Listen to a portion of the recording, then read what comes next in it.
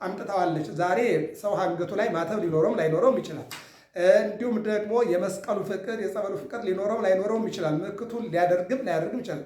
ነገር ግን የትኛውም ቦታ ላይ በዋሻም ይሁን በሰሎሞን ቤተ መቅደስ ይሁን ካቴድራልም ምን በለው ቤተ ክርስቲያን ስናይ ጭንቅላት ላይ ያለ ምንድን ነው? መስቀል ነው ማለት አያችሁ። ስለዚህ መስቀሉ ስንል 5 ቅንዋት ሳዶር፣ አላዶር፣ ዳናት፣ አዴራ፣ ሮዳስ የተባሉ ቅንዋት በእነዚህ ተቸንክሯል። በጎኑ ላይ ደግሞ ጦር ተወግቷል።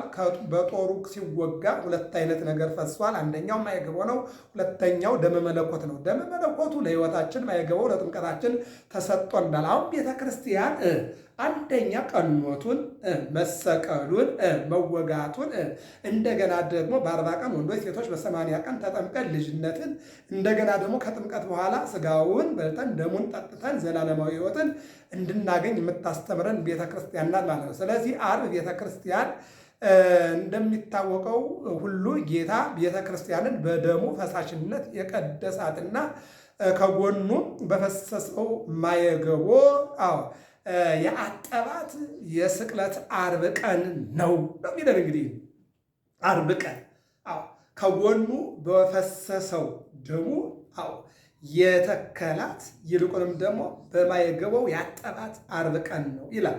ዓርብ ቀን አጠባ ይልቁንም የስቅለት ዕለት የተፈጸመውን የአድኅኖ ሥራ በአንድ ቀን እነሆ ሙሉ በሙሉ ዘርዞ መፈጸም የማይቻል ስለሆነ አባቶቻችን በሚቀጥለው ዓርብ ይነገር ብለው ዓርብን በዓርብ ተክተው በሆሳዕና ማግስት ወይም በትንሣኤው ማግስት የነበረውን የስቅለት በዓል በዚያ ቀን የሚነገረው ታሪክ ሰፊ ስለሆነ ይህንኛውን ደግሞ በሳምንቱ ከእሑድ እስከ እሑድ ያለው ትንሣኤ ነውና በዚህ ዓርብ እንዲነገር ብለው ሊቃውንት አስቀምጠውታል ማለት ነው።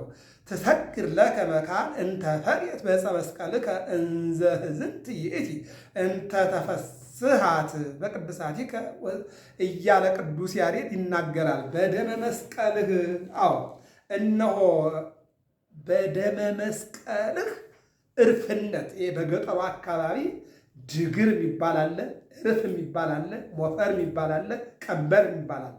አሁን ቅዱስ ያሬድ ምን አድርጎ አመጣው? በደመ መስቀልህ እርፍነት ታርሳ ያፈራችው የወይን ቦታ ቤተ ክርስቲያን ከመርገም አውጥታሃለችና፣ ይልቁንም ቤተ ክርስቲያንን ከመርገም በማን በአዳምና በሔዋን ምክንያት ኦሪት ዘፍጥረት ምዕራፍ 3 ላይ እንደምንመለከተው እባብን ምን አለው? አዳምንና ሔዋንን አስተሃልና በልብህ ትሄዳለህ፣ አፈር ትልሳለህ፣ ሰዎች ጭንቅላቱን ይመቱሃል። ቤተ ክርስቲያን በስመ አብ ወወልድ ወመንፈስ ቅዱስ አሐዱ አምላክ አሜን። ክርስቶስ ተንሥአ እሙታን በዐቢይ ኃይል ወሥልጣን አሰሮ ለሰይጣን አግዓዞ ለአዳም ሰላም እምይእዜሰ ኮነ ፍስሐ ወሰላም። በዓለም ላይ የምትኖሩ ኦርቶዶክሳውያን የእግዚአብሔር ልጆች ሰላም እግዚአብሔር ይብዛላችሁ። ዓርብ ቤተ ክርስቲያን ትባላለች። እንግዲህ ቤተ ክርስቲያን ስንል በዓለመ መላእክት በዓለመ ሰብ ተብሎ ይከፈላል። በዓለመ መላእክት ስንል ቤተ ክርስቲያን ከእሑድ ከመላእክት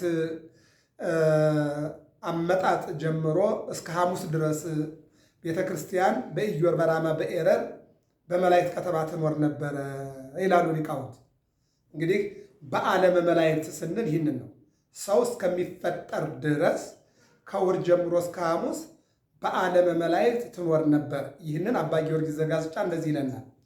ወባቲ ለዛቲ ቤተክርስቲያን ስርዓተ መላእክት አርአያ ዘበሰማያት ቤተክርስቲያን ስተት ትሜሰል በጽርሐ አርያም ዘላዕሉ ቤተክርስቲያን በኢዮር በራማ በኤረር ትመሰላለች ይልና ተሰራ በሰማይ ተሰራ በምድር በሰማይ የተሰራው በምድር ተሰራው ላይ ያመጣዋል። ስለዚህ እነሆ እስከ ሐሙስ በመላእክት ከተማ ትኖር ነበር ነው አንደኛው። ቀጥሎ አዳም ዓርብ ተፈጠረ። ከዓርብ አዳም ሲፈጠር ቀራንዮ ላይ ታየች ይላል። ይህንን መቃቢስ ዘገዳም ሆር የሚባል አንድ ሊቅ እንዲህ ይላል። ኢትኬ ቀራንዮ መካነ ተፈጥሮቱ ለአዳም ወመካነ መቃብሪሁ እንዲሁም ወመካነ መስቀሉ ለክርስቶስ። ቀራንዮ አዳም የተፈጠረባት፣ ቀራንዮ አዳም የተቀበረባት፣ ቀራንዮ መድኃኔ ዓለም የተሰቀለባት ናት ይላል። ስለዚህ አዳም በቀራንዮ ዓርብ ሲፈጠር ቤተክርስቲያን ታይታለች።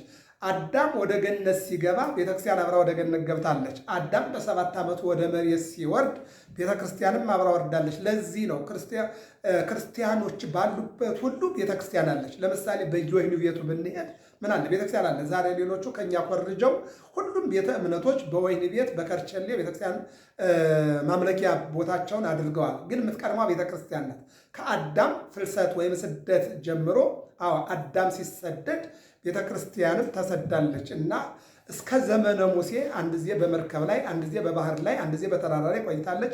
ዘመነ ሙሴ ግን ዘጸአት ምዕራፍ 25 ቁጥር 7 ላይ እነሆ በመካከላችሁ አድር ዘንድ ቤተ መቅደስ ስሩልኝ ብሎ እግዚአብሔር አምላክ ለሙሴ ነገረው። ምንድነው? ቀዳሚሃ ለጽዮን ሰማይ ሳረር ወበዳግም አራዮ ለሙሴ ዘከመ ይገብር ግብራ ለደብተራ ይላል። መጀመሪያ እንግዲህ በስላሴ በዛ በመንበረ ስብሐት በስላሴ ስዕል ነጸብራቅ ታቦት ዘዶር እንተይት ይግዝእትነ ማርያም እነሆ ተቀምጣ ነበረ ይላል። በኋላ ግን ለሙሴ እንዴት እንደሚሰራ አሳየው። ድንኳኑን ካዘጋጀ በኋላ ዘጸአት 30 ላይ ዘኍልቍ 9:9 ላይ 40 ቀንና 40 ሌሊት በሲና ሙሴ ጾመ ጸለየ። ጾሞ ጸልዮ ሲጨርስ ታቦተ ጽዮን ይዞ ወረደ፣ ወደ ድንኳኑ አስገባ ማለት ነው። ከሙሴ እስከ ሰሎሞን ያለው እንግዲህ ደብተራ ኦሪት ነው። ከሰሎሞን ጀምሮ እስከ ዘሩባቤል ያለው ደግሞ የሰሎሞን ቤተ መቅደስ ነው። በዚያን ወቅት ግን መካከል ላይ 70 ዘመን እስራኤላውያን ወደ ባቢሎን ወርደው ይህ አሁን የምናየው አዳራሽ የሚመስል መርከብ የሚመስል ነገር እንደ ድንኳን ያለ ነገር ቤተክርስቲያን ጣልቃ ገብቷል ለ70 ዘመን ማለት ነው። በዚያ በባቢሎን ውስጡ ነው እነ ኤርምያስ፣ እነ ዳንኤል፣ አናንያ፣ አዛርያ፣ ሚሳኤል ሌሎቹም ነቢያት አብረው ወርደው እነዚያ አባቶች ምን አሉ? ቤተክርስቲያን ብንሰራ ድንጋይ ብንፈልጥ እንጨት ብንቆርጥ ሳር ብናጭድ እግዚአብሔር አባቶቻችን አይቆጣም ነበር፣ አሁንም ከተመለስን በሰላም እንሰራለን ብለው ቃል ገቡ። ከ70 ዓመት በኋላ እግዚአብሔር ይቅር አላቸውና ወደ ሀገራቸው ተመለሱ። ዘሩባቤል 46 ዓመት ሙሉ ሰራው ተብሎ በዚህ በዮሐንስ ወንጌል ምዕራፍ 2 ቁጥር 15 ጀምሮ የምናገኘው ያ ንስትወ ለዝንቱ መቅደስ ወአነሥኦ በሳልስት ዕለት ይህም ቤተ መቅደስ አፍርሱት በሦስተኛው ቀን አነሳዋለሁ ብሎ ጌታችን መድኃኒታችን ኢየሱስ ክርስቶስ ምሳሌ አድርጎ የሰውነቱን ቤተ መቅደስ በተሰራው ቤተ መቅደስ ያሳያቸው። በሌላ መልኩ በዚሁም ቀን ቤተ መቅደሱን ወገፍታ ማዕዳቲሆሙ ለመወልጣን መደርደሪያቸውን ገልብጦ እንስሳዎቻቸውን ፈቶ አርጋቡን አባሮ ሰዎቹንም እንደዚሁ ገርፎ ያስወጣበት በዕለተ ሆሳዕናም ያጸዳው ያ ቤተ መቅደስ ነውና እንግዲህ ከዚህ በኋላ ጌታችን ካረገ በኋላ በፊልጵስዩስ ሐዋርያት ወንጌል እነሆ ረድቶላቸው አንደበታቸው ፈክቶላቸው አስተምረው ሲጨርሱ እዚህ አካባቢ ያሉ ምዕመናን ሃይማኖታችን ካስጣላችሁን ወደ እናንተ ሃይማኖት ከወሰዳችሁን የምናመልክበት ቦታና ቤተክርስቲያን ስሩልን ብለው ሲጠይቋቸው ቅዱስ ጴጥሮስና ዮሐንስ ተመካክረው እንኳንስ የእግዚአብሔር ቤት የግል ቤት እንኳን እግዚአብሔር ሳይጠየቅ አይሆንም አሉና እግዚአብሔርን ቢጠይቁት ዋሄመን መለ 3 አይባን ሰኔ 20 ቀን 3 ድንጋዮችን በምስራቅ በኩል አምጧልና አመጡ። አንዱን መቅደስ፣ አንዱን ቅድስት፣ አንዱን ማህሌት አድርጎታል። ይህንን ቅዱስ ያሬድ ለዛቲ አብ ሳረረ አብ ቀዲሞ ለዛቲ ቤት ሐነፃ ወልድ ለዛቲ ቤት ወፈጸማ መንፈስ ቅዱስ ብሎ እንግዲህ በእግዚአብሔር ፈቃድ እንደተሰራ ተናግሯል ማለት ነው። ስለዚህ የቤተክርስቲያን አመጣጥ ይሄ ነው ባጭሩ። አሁን ወደ አዲስ ኪዳን እንግዲህ ከመጣን ለቤተ ክርስቲያን በደሙ ቤዘዋ ወበማይ ዘዊዘ እምገበው አጥመቃ በቀራንዮ ተሰቅሎ ስጋውን ቆርሶ ደሙን አፍሶ ቤተ ክርስቲያንን አምጥቷታል። ይህን ቅዱስ ያሬድ ሊቁ እንዲህ ይላል። ቤተ ክርስቲያን ርየቶ ቅንው ለዘበጎልጎታ ደሙ ተክወ ብላ አምጥታዋለች። ዛሬ ሰው አንገቱ ላይ ማተብ ሊኖረውም ላይኖረውም ይችላል። እንዲሁም ደግሞ የመስቀሉ ፍቅር የጸበሉ ፍቅር ሊኖረውም ላይኖረውም ይችላል። ምልክቱን ሊያደርግም ላያደርግም ይችላል። ነገር ግን የትኛውም ቦታ ላይ በዋሻም ይሁን በሰሎሞን ቤተ መቅደስ ይሁን ካቴድራልም ምን በለው ቤተ ክርስቲያን ስናይ ጭንቅላት ላይ ያለ ምንድን ነው? መስቀል ነው ማለት አያችሁ። ስለዚህ መስቀሉ ስንል 5 ቅንዋት ሳዶር፣ አላዶር፣ ዳና፣ ታዴራ፣ ሮዳስ የተባሉ ቅንዋት በእነዚህ ተቸንክሯል። በጎኑ ላይ ደግሞ ጦር ተወግቷል። በጦሩ ሲወጋ 2 አይነት ነገር ፈሷል። አንደኛው ማየገባው ነው። ሁለተኛው ደመ መለኮት ነው። ደመ መለኮቱ ለሕይወታችን ማየገባው ለጥምቀታችን ተሰጥቶናል። አሁን ቤተ ክርስቲያን አንደኛ ቀኖቱን፣ መሰቀሉን፣ መወጋቱን እንደገና ደግሞ በ40 ቀን ወንዶች ሴቶች በ80 ቀን ተጠምቀን ልጅነትን እንደገና ደግሞ ከጥምቀት በኋላ ስጋውን በልተን ደሙን ጠጥተን ዘላለማዊ ሕይወትን እንድናገኝ የምታስተምረን ቤተክርስቲያን ናት ማለት ነው። ስለዚህ ዓርብ ቤተክርስቲያን እንደሚታወቀው ሁሉ ጌታ ቤተክርስቲያንን በደሙ ፈሳሽነት የቀደሳትና ከጎኑ በፈሰሰው ማየገቦ የአጠባት የስቅለት ዓርብ ቀን ነው የሚለን። እንግዲህ ዓርብ ቀን ከጎኑ በፈሰሰው ደሙ የተከላት ይልቁንም ደግሞ በማየገቦው የአጠባት ዓርብ ቀን ነው ይላል። ዓርብ ቀን አጠባ ይልቁንም የስቅለት ዕለት የተፈጸመውን የአድኅኖት ሥራ በአንድ ቀን እነሆ ሙሉ በሙሉ ዘርዞ መፈጸም የማይቻል ስለሆነ አባቶቻችን በሚቀጥለው ዓርብ ይነገር ብለው ዓርብን በዓርብ ተክተው በሆሳዕና ማግስት ወይም በትንሣኤው የማግስት ማግስት የነበረውን የስቅለት በዓል በዚያ ቀን የሚነገረው ታሪክ ሰፊ ስለሆነ ይህንኛውን ደግሞ በሳምንቱ ከእሑድ እስከ እሑድ ያለው ትንሣኤ ነውና በዚህ ዓርብ እንዲነገር ብለው ሊቃውንት አስቀምጠውታል ማለት ነው። ትሰግር ለከ መካን እንተ ፈርየት በዕፀ መስቀልከ እንዘ ሕዝንት ይእቲ እንተ ተፈስሃት በቅድሳቲከ እያለ ቅዱስ ያሬድ ይናገራል። በደመ መስቀልህ እነሆ በደመ መስቀልህ እርፍነት፣ በገጠሩ አካባቢ ድግር የሚባል አለ፣ እርፍ የሚባል አለ፣ ሞፈር የሚባል አለ፣ ቀንበር የሚባል አለ። አሁን ቅዱስ ያሬድ ምን አድርጎ አመጣው? በደመ መስቀልህ እርፍነት ታርሳ ያፈራችው የወይን ቦታ ቤተ ክርስቲያን ከመርገም አውጥታሃለችና፣ ይልቁንም ቤተ ክርስቲያንን ከመርገም በማን በአዳምና በሔዋን ምክንያት ኦሪት ዘፍጥረት ምዕራፍ 3 ላይ እንደምንመለከተው እባብን ምን አለው? አዳምንና ሔዋንን አስተሃልና በልብህ ትሄዳለህ፣ አፈር ትልሳለህ፣ ሰዎች ጭንቅላቱን ይመቱሃል አለና መርገም አስቀመጠበት። ሔዋንን ደግሞ የሰይጣንን ድምፅ ሰምተሽ በረስን በልተሻልና ስትወልጅ ጣርሽን ምጥሽን አበዛለሁ፣ በየወሩ ደግሞ ወራዊ ሂደትሽን አደርጋለሁ አለና ይህንን መርገም አስቀመጠ። አዳምን ደግሞ የሚስትህን ድምፅ ሰምተሃልና ካንተ የተነሳ መሬት ተረግማለች።